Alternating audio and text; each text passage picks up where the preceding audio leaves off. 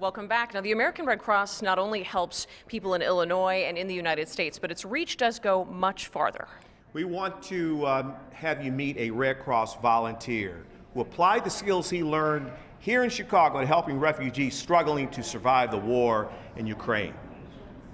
I believe strongly in the values of service and the values of humanity, and the Red Cross has always represented that to me. Jeff Paddock also believes in turning compassion into action, and this year he brought that belief to war-torn Eastern Europe to help Ukrainians who left their homes, possessions, and money behind as they fled to nearby nations. He was the tech lead for a team that provided financial assistance to refugees in the form of debit cards. Financial assistance, providing funds to refugees so that they can, eat or buy a winter jacket for their child, etc. A bus ticket to get where they were going. The war was escalating. The need was urgent, but setting up a system was highly technical and not easy. You have to essentially set up a mini banking system. So that is, storing data, that is, handling funds and getting it to people on the move who don't have a lot of resources and may not speak the local language. Those are very complex systems to stand up out of nowhere, and so it was my job to advise the Red Cross national societies in those countries how to do that to the best of their ability. And I was one of a big team trying to make that happen. Jeff says the refugees he met are resilient and strong, and there are people he will never forget. I talked to one cardiologist from South Ukraine who was now doing laundry in Poland to make sure she could provide for her family and her children.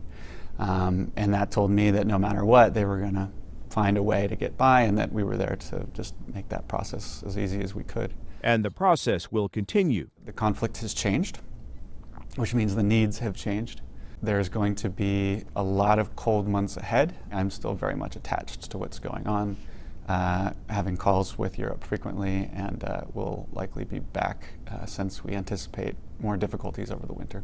Helping people face difficulties brought Jeff to the Red Cross and will keep him there. I just want to help. It's the best way to carry out my values. I will be here for a long time. And joining us now, the person you just saw in that piece, a real hero, Jeff Paddock. How challenging has that effort been for you?